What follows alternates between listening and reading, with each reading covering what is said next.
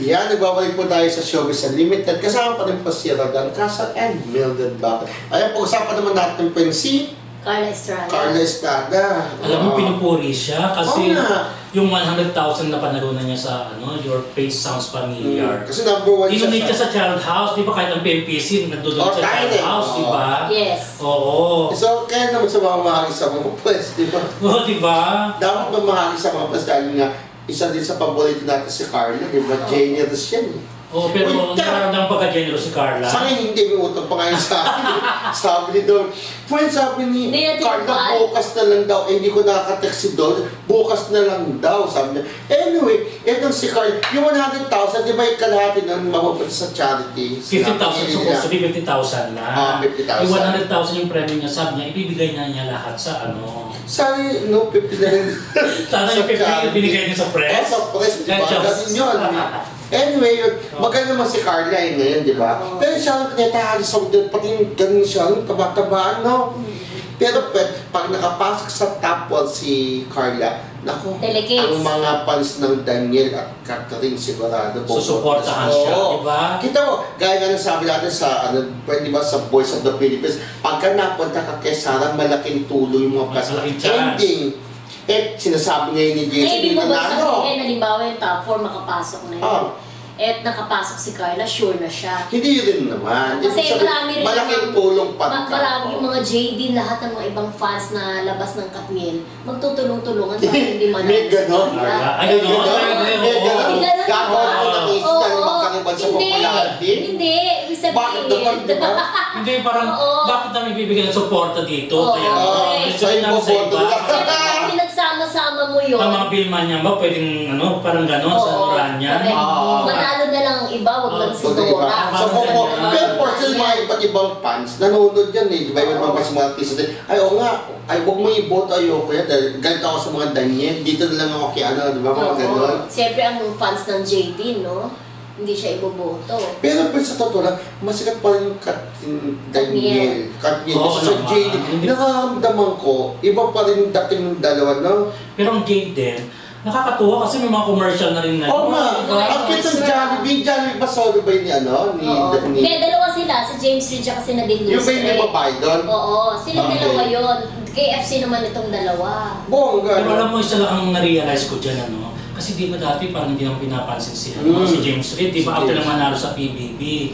So, dumarating talaga yung panahon mo na para sumikat, di ba? Timing. Timing, di ba? Dumarating. Minsan kahit tagal-tagal ng artista, hindi ka pala siya. Pero si Coco Martin nga Oo, lang, di ba? diba? May ako, never kong inisip na sisikat pa si Coco after mag-indie. Nagpakita ng note, ng kung ano-ano, di ba?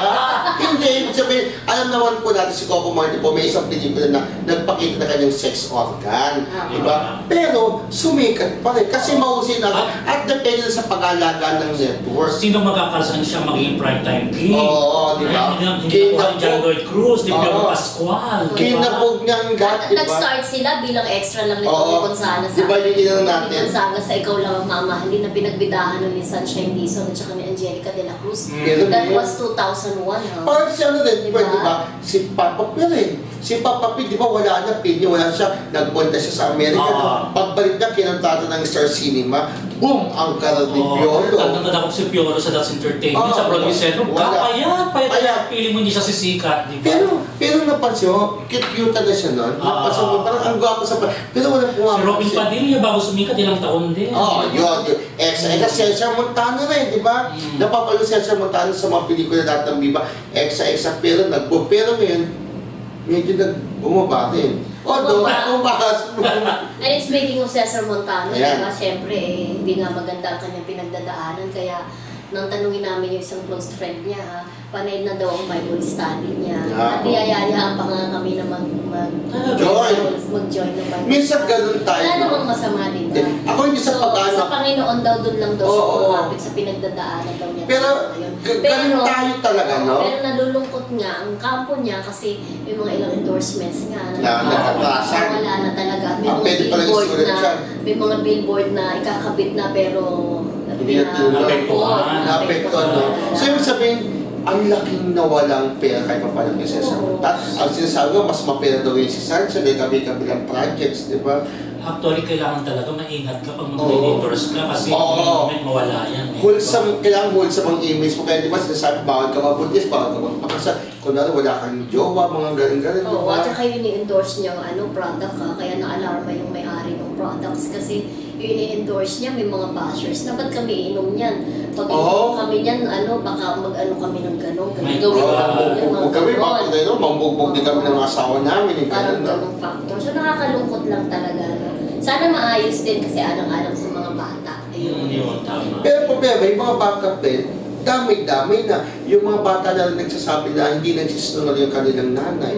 Di ba? Yung Pero kung sasabi, naman din nag-ano sa sa harapan. something very complicated na maapektuhan din naman ang kanyang mga anak. Wag Sana na. hindi na lang sila publiko. Diba? Pero binibigyan ng property, di ba? Tinanggihan ni Sunshine. Di ba? Kasi dapat inaalis yung Cesar bago pa magkaganda. Oo, yung Diba? una. Kasi nagmamatigasan sila nung di ba? Pero ako nga ulitin ko, o din na sabi ko, nung una pa lang naikasalin dalawa, sabi ko sa sarili ko, mag-iwalay. True enough, nag-iwalay niya. Tapos sinabi, binalikan mo ang sarili mo. Sinabi ko na nga ba mukha. Oo, sinabi ko na ay tama ako, nauna ako mag-iwalay. Na parang si Cesar kasi nga, ang dami niya, naku Cesar, ayaw ni Fernan. Cesar mo talaga kasi ilan na yung nakarelasyon niya na sinabi doon talaga na nambubugbog siya. Kahit nanitbet, dati nakasama namin. Naging daw yung sinanitbet, di ba? Nakasama namin Nagdaan na yan, di ba? Nasaan ka May pupupiso rin, di ba? Nakita namin sa person na may ganun. Talaga. Nakasama namin natin sinanitbet. Saan galing? Nabugbog. Siya mismo, O at least pag naman napanood dito na abogado ni Sunshine, sa sinasabi mo ngayon, kukunin kang witness. Hindi, according lang sa mga ganito, di ba? Parang sabi lang daw nabubugbog daw si... Eh, parang teka, kung nabubugbog daw, baka nga, pero sinabi rin niya Sunshine, pero kung isipin mo, pala sila ng sinabi, di ba? According mismo kay Sunshine, kay nanatbit, hindi namin naman nanatbit dati. Kaya parang iniisip ko na, teka muna, ay ba nga talaga ng bubugbog? Kasi pare-pare sila ng kwento tungkol kay Cesar Monta, di ba? Pero maganda nga siguro nagkamali. Minsan pagka nagkakamali tayo, tsaka lang din natin isip security. Pero sabi ito nga, diba? itong kanyang kapatid, di ba, si Romel Montano na hindi na rin active sa showbiz ngayon. Okay. Supportahan naman nila yung kapatid nila sa pinagdadaanan nila. Pero itong si Romel, parang wala na rin balak bumalik sa showbiz kahit Romel Montano. Romel Montano, kahit maraming mga offers kasi magaling tong kontrabida, nakakatakot din, di ba? Laging kasama sa mga pelikula, parang si Binoy. Ang huling ginawa pala niya sa TV, yung panday pa ni Jericho Rosales at saka ang tagal na yun. Yung tinsa, ipaglalaban ko ang ating pag-ibig. Chocolate mo na. Pero ang maganda ang buhay ni Romel Montano dahil alam naman natin yung kanyang asawa ay businesswoman. Marami silang negosyo at maganda ang buhay nila, di ba? Yun At lang. least, di ba? So, At least si Ay de las Alas, marami pa rin nagtatanong bakit daw wala silang nakikita mga posting na pirmahan ng kontrata sa GMA. pero ang pagkakaroon ko, Pen, magkakaroon doon ng show si Ay kasama si Miguel Canpex at saka si Gabi ba yun? Gabi Pero Garcia. tinext ni Miss F. Gabi Cars. Gabi Garcia. Gabi Garcia. Gabi Garcia, yung And Let the love begin. Parang yun Hindi si Miguel Campelis.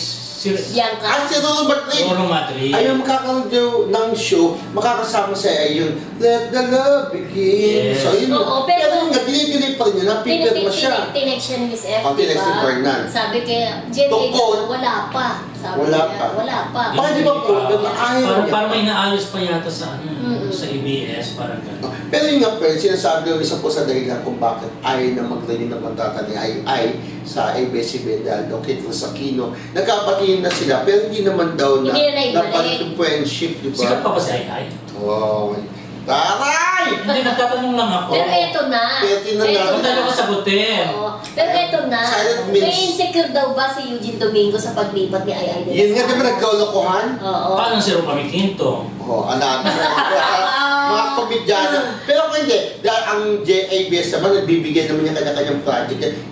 Sa pagdating sa comedy naman, si Eugene may napatunayan na at hindi naman sa bibitawan ng Jeff Sabe. Nag-direct naman yung ano niya celebrity rap, nakakatawa. Pero ako sa kanila, click sila as tandem eh. Pero ang Pero tanong, yung pagsamahin, di ba? pagsamahin, di ba? Ang tanong, papayag ba si Eugene Domingo na manatiling sidekick? O, di, pag nagsama mo parang bida, oo. For a change. Hindi, pag nagsama mo parang bida, Hindi ako pa si Ay. pero pag nagsama yung parang silang bida, Oo. for sure. Oo. Napag nga kahapon yung magkasama sila ni Eugene, yung kay Vic Soto, ano pa rin ending ng ina mo? Yung pala yun, no? Pero nabanggit mo kay Roda na may gagawing movie si Eugene. Eh Oo, di ito sa ba, Kino. matatandaan din natin na sinabi ni Eugene na parang may mga frustrations siya sa paggawa ng pelikula na gusto Ay, dati. ayaw na munang gumawa ng pelikula dahil gawa naman ng gawa ng quality movie, Kasi hindi naman daw kumikita. tinatangili. Oo. Pero Diba? kung mga Derek Ramsey sa Aquino kasama mo, parang may Parang posibilidad ng makatulong. kumita, di ba? Alam mo, sa totoo lang ha, Okay. si Chris Aquino kahit pa paano yung mga movie niya kumikita. Yung may sabi ba yung Punsoy naging number 2? Di ba yung nakaraan sa Film Meron Fest? bang movie na Funsoy? Ano ba yun? Funsoy. Ponsoy. Ponsoy yun, Ponsoy. Kala mo dati basa ko ng Feng Shui. Yung dati ano ba yun?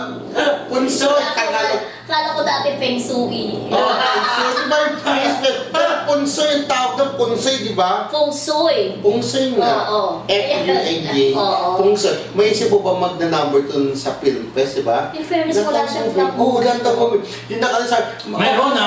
Ano? Tasha Pantasya, may kami pa rin. Ano niya yun? Noon pa yun. Lorchin, Okay, no? kung sinabi wala siyang flop movie, Ah, mayroon. Pero ito Yung medyo bumawi siya sa Pido Dida. Pinodida, yun akala ko, yun ang pinakamalakas na pelikula, no? Pinodida, kasi yun yung natatanda mo, pinanood ka ng Jimmy Super, siya naalala mo, kumakanta sila, nagpo-promo sila ni René Quezon, nahulog siya. Nahulog sa Araneta, kung siyo, naalala mo yun? Oo, Nahulog sa bumagsak siya. bumagsak siya sa stage, nawala yung ano, tapos lumusob si ex-President Colin na mayamang pangulo natin, no? Para din ka. Ano si Colin Aquino sa Araneta, naalala yung bumagsak sa kanya. Ending, blockbuster, super blockbuster ang movie, no? Oo, So anyways, marami pa po tayong pag-uusapan sa pagbabalik ng Showbiz and